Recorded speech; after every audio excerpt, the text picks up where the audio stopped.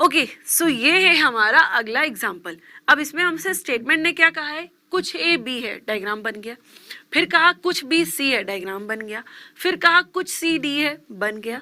फिर अंत में कहा कि सारे के सारे डी ई हैं। तो जैसा कि कथन ने हमसे कहा, हमने उसी हिसाब से यहाँ पर डायग्राम बना दिया। अब यहाँ पे आया पहला निष्कर्ष। पहला निष्कर्ष हमसे क्या कह रहा है, सम ए कैन बी डी, मतलब कुछ ए के डी होने की संभावना है। अब जरा इमेजिन करिए, ये है आपका बी, ये है सी, ये है डी और ये रहा ई, और हमसे क्या कहा जा रहा है, क्या कुछ ए के डी होने की संभावना है। हमने इस ए को यहाँ पे मौजूद करा दिया, ये बन गया कुछ ए डी। लेकिन जो निष्कर्ष ने हमसे कहा, हमने वो तो कर दिया कि कुछ ए को डी बना दिया। ये देखिए ए और डी का हिस्सा कॉमन हो रहा है ना, मतलब निष्कर्ष ने जो कहा वो तो कर दिया। पर निष्कर्ष का कहा करने में क्या हमने स्टेटमेंट का विरोध किया कि नहीं किया? कुछ लोगों के दिमाग में आ रहा होगा किया। क्यों किया? क्योंकि सी और ए के बीच में तो कोई भी रिलेशन नहीं था, और यहाँ पे सी और ए के बीच में रिलेशन बन गया। जैसे देखते हैं, आपको पहला कथन क्या कहा गया था, कुछ ए बी है, बना है। फिर क्या कहा, कुछ बी सी है, बना है। कुछ सी डी है, बना है। सभी डी ई है, बना है। तो विरोध हुआ तो हुआ कहाँ? एक छोटा सा एग्जांपल लेते हैं इसको और क्लियर समझने के लिए। मान लीजिए कई हॉल है वहां पे, एक समझ लीजिए किसी कोचिंग में, समझ लीजिए करियर पावर में ही कई हॉल मौजूद हैं, और मैंने आपको क्या शर्त, आपके ऊपर शर्त रखी है कि आप हॉल नंबर 1 में एंटर नहीं करेंगे। हमारी कोचिंग में हॉल कितने हैं? 1 से 9 तक। मैंने शर्त क्या रखी कि आप हॉल नंबर 1 में एंटर नहीं करेंगे। आप हॉल नंबर 2 में एंटर कर गए, आपने मेरी बातों का विरोध किया? नहीं किया। आप हॉल नंबर 3 में एंटर कर गए, आपने विरोध किया? नहीं किया। आप 4 में एंटर कर गए, आप फिर 5 में चले गए, फिर 6 से निकल के फिर 7 में भाग गए, 7 से निकल के फिर 4 में भाग गए। क्या आपने मेरी बातों का विरोध किया? नहीं किया। पर अगर आप हॉल नंबर 1 में एंटर कर गए तो अब विरोध किया। विरोध का मतलब समझिए है क्या? विरोध का मतलब हमें कहा जाए कि आपको उस बाउंड्री में नहीं जाना है और आप चले गए, ये होता है विरोध करना। बात समझ में आई? आपको कहा जाए कि आपको वहां नहीं जाना है और आप चले गए, यहाँ पे यह विरोध नहीं है, यह तो एक घटना ऐसी अपने आप घट गई जो उस कथन में मौजूद नहीं थी। तो ये विरोध करना नहीं हुआ। कोई चीज अगर संभावना का सिचुएशन इमेजिन करने में कुछ निष्कर्ष ऐसे होंगे या कुछ ऐसी चीजें आ जाएंगी जो एक्सीडेंटली बन रही हैं, मतलब जो कथन में मौजूद नहीं थी, उसको विरोध करना नहीं कहते हैं। जो चीजें एक्सीडेंटली बन रही हैं, लेट देम हैपन, उसको होने दीजिए, इससे हमें कोई भी फर्क नहीं पड़ता। क्लियर है? अब आते हैं फिर घूम के अपने एग्जाम्पल पे। फिर इसीलिए हमसे कहा गया क्या कुछ ए को डी बना सकते हैं? हमने इमेजिन कर लिया कि भाई इस ए को वहां से उठा के यहाँ रख दिया, ये लो ये कुछ ए को डी बना दिया। हाँ सही है ये निष्कर्ष। अच्छा अगला पूछ रहा है क्या कुछ बी को ई बना सकते हैं? अब हमने क्या किया, इस बी को थोड़ा सा हमने इमेजिन कर लिया कि हमने और बड़ा कर दिया, इसको यहाँ से ऐसे मर्ज कर दिया। बेशक कुछ बी भी ई हो सकता है, जो मन करे सो करिए। इसको उठा के इधर फेंक दीजिए, उसको उठा के उधर फेंक दीजिए, इसको कंप्रेस करके इसके अंदर रख दीजिए, उसको एनलार्ज करके पूरे के ऊपर ओवरलैप कर दीजिए, जो मन करे सो करिए। कंडीशन खाली एक कि स्टेटमेंट मतलब कि कथन का विरोध नहीं होना चाहिए। कथन का विरोध करके संभावना बना रहे तो ही संभावना गलत कहलाएगी। ठीक है? अब अगला हमसे क्या कह रहा है, क्या सभी ए को ई बना सकते हैं? अब हमने इमेजिन कर लिया, फिर से हमने इमेजिन किया कि ये जो ई वाला सर्कल है, हमने इमेजिन किया कि ये सर्कल हमने कुछ इस तरह से बना दिया, ई को पूरे ई को घुमा के ऐसे कर दिया। अब आप ये सोचिए कि हमसे तो कहा गया था सभी ए को ई करने में, यहाँ तो बी भी ई के अंदर आ गया, उससे कोई भी फर्क नहीं पड़ता है। फिर से मैं आपको बता रही हूँ, अगर सभी बी भी ई के अंदर आ जा रहा है तो उससे हमें कोई भी फर्क नहीं पड़ता। ठीक है? कंडीशन क्या है कि स्टेटमेंट का विरोध नहीं करना चाहिए। स्टेटमेंट का विरोध किए बिना जो कुछ भी बन रहा है, कुछ आलतू फालतू की 10,000 चीजें बन रही हैं, कोई फर्क नहीं है। वी आर लीस्ट बॉदर्ड, हमें उससे कोई इंटरेस्ट, कोई भी फर्क नहीं पड़ने वाला है। मतलब यहाँ पे ये निष्कर्ष भी क्या है, सही है। अब जैसे हमसे चौथा निष्कर्ष क्या कह रहा है, क्या सभी बी को डी बना सकते हैं। अब हमने इमेजिन कर लिया कि हमने बी को यहाँ कुछ इस तरह से रख दिया, सभी बी को डी बना दिया और ये ए को यहाँ पे इस तरह से ले आए। डेफिनेटली हमने सभी बी को डी भी बना लिया, मतलब इस स्टेटमेंट का विरोध किए बिना ये संभावना भी क्या है, सही है। इतनी चीजें आपको समझ में आ गई। सिंपल फंडा है, जो मन करे सो बनाइए, बस कंडीशन है कि कथन का विरोध नहीं होना चाहिए। अभी तक आप क्या कर रहे थे, आप एक डॉटेड लाइन से एक और डायग्राम बना के देख रहे थे। अब हम जब अगले एग्जाम्पल लेंगे, अब हम बार बार ये डायग्राम बनाएंगे नहीं।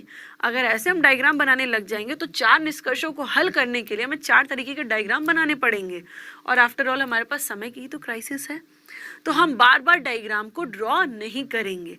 अब हम क्या कोशिश करेंगे कि हम सिर्फ सोच, मतलब सिर्फ थॉट से सिंप्लीफाई करेंगे। अब हम पेन पेपर का हेल्प नहीं लेंगे, हम बस इमेजिन करेंगे कि अगर इस सर्कल को यहाँ रख दिया तो, अगर यहाँ रख दिया तो, अगर ओवरलैप करा दिया तो, अगर इसको उठा के यहाँ रख दिया, इसको उठा के, सिर्फ इमेजिनेशन, सिर्फ थॉट। अब हम सिलॉक्स को सिर्फ थॉट से सिंप्लीफाई करेंगे। क्लियर है कि नहीं? चलिए बढ़ते हैं फिर अगले एग्जाम्पल की तरफ। ओके फ्रेंड्स, तो ये है हमारा अगला एग्जाम्पल। इसमें कथन ने हमसे सबसे पहले क्या कहा, कुछ ए बी है, डायग्राम बन गया। फिर हमसे आगे क्या कहा, कोई भी बी सी नहीं है, डायग्राम बन गया। स्टेटमेंट ने जितनी भी बातें कही थी हमने बना ली, कथन की सारी बातें हमने डायग्राम में ड्रॉ कर ली। अब हमें ये निष्कर्ष मतलब कंक्लूजन्स दिए गए, इनका स्टेटस चेक करना है। चलिए करते हैं। सबसे पहला वाला क्या कह रहा है, क्या कुछ ए सी हो सकते हैं, कुछ ए के सी होने की संभावना है, सम ए कैन बी सी। अब आप इमेजिन करिए, ये डायग्राम है ए बी और सी का। अगर इस सी को हम यहाँ से उठा के यहाँ पे, अब मैं पेन नहीं चलाऊंगी, बस इमेजिन करिएगा कि इस सी को यहाँ से उठा के यहाँ पे डॉटेड लाइन से रख दिया, सी और बी के बीच में निगेटिव रिलेशन बना दिया, तो ये निष्कर्ष सही है कि नहीं है? मतलब यहाँ पे आपका पहला निष्कर्ष सही है। अगर हम बनाना चाहें तो कुछ ए को सी बना सकते हैं, और वो भी कथन का विरोध किए बिना, इसलिए ये दिया हुआ निष्कर्ष क्या है, सही है। अच्छा, सेकंड वन क्या कह रहा है? सेकंड क्या कह रहा है, क्या कुछ बी के सी होने की संभावना है, some B can be C. अब एक बात बताइए, स्टेटमेंट ने ही हमसे कह के रखा है कि पूरा बी ही सी नहीं है, मतलब कोई बी भी सी नहीं है। तो जब कोई बी ही सी नहीं है तो कुछ बी के सी होने वाली संभावना क्या एग्जिस्ट करेगी? मतलब ये कंक्लूजन क्या है, गलत है। जब पूरा बी ही सी नहीं है तो बी के सी होने की संभावना पॉसिबल ही नहीं है, क्योंकि अगर हम ये बनाने की कोशिश करेंगे तो हम कथन का क्या कर जाएंगे, विरोध कर जाएंगे, इसलिए ये दी हुई संभावना गलत है। तीसरी क्या कह रही है, क्या सभी ए सी हो सकते हैं, all A can be C. अच्छा, आप एक चीज बताइए, इमेजिन करते हैं अगर हम सभी ए को सी बनाने के लिए क्या करना पड़ेगा, इस ए के ऊपर एक सर्कल लाना पड़ेगा जो सी को रिप्रेजेंट कर रहा होगा। अगर हम इस ए के ऊपर एक सी नाम का सर्कल लेके आते, इमेजिन करते हैं कि हम इस सी को यहाँ लेके चले गए ए के ऊपर, तो डॉटेड लाइन से भी मैं इमेजिन कर रही हूँ, अगर ये सी आ रहा है ये, उफ, कुछ गड़बड़ हुआ ना। क्या गड़बड़ हो गया कि ये जो सी है ये बी की बाउंड्री में एंटर कर गया, और यही तो हमसे कथन ने बोला था कि कोई भी बी सी नहीं है, और सभी ए को सी बनाने के चक्कर में ये जो सी है ये बी की बाउंड्री में एंटर कर जा रहा है, इसलिए ये दिया हुआ निष्कर्ष भी क्या है, गलत है। क्लियर हुआ? अब चौथा क्या कह रहा है, क्या सभी सी को ए बना सकते हैं, ऑल सी कैन बी ए। सभी सी को ए, अब इमेजिन करिए इस पूरे सी को उठा के ए के अंदर रख दिया, पूरे सी को उठा के ए के अंदर रख दिया और बी और सी के बीच में नो का रिलेशन बना दिया। हाँ, ये संभावना भी बन सकती है डेफिनेटली, मतलब ये दिया हुआ निष्कर्ष भी क्या है, सही है। शायद आपको चौथे को लेकर डाउट आ रहा होगा, इसलिए मैं चौथा वाला डायग्राम के हेल्प से आपको समझा दे रही हूँ। देखिए, ये है सी के ऊपर यहाँ हमने रख दिया ए और बी के बीच में पॉजिटिव सम का रिलेशन है, और सी और बी के बीच में नो, मतलब निगेटिव रिलेशन है। तो ये तो जो निष्कर्ष ने हमसे कहा था कि क्या सभी सी ए हो सकते हैं, ऑल सी कैन बी ए, निष्कर्ष का कहा तो कर दिया, सी को ए के अंदर रख दिया। जरा कथन को क्रॉस चेक करते हैं। पहला कथन था कुछ ए बी है, बना हुआ है। फिर दूसरा क्या था, कोई भी बी सी नहीं है।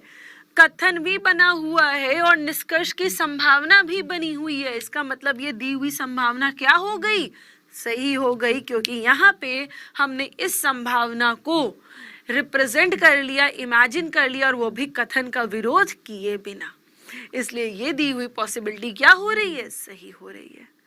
आई गेस अब आपको इतनी चीजें समझ में आ गई होंगी कि संभावना सही कब होती है, संभावना गलत कब होती है।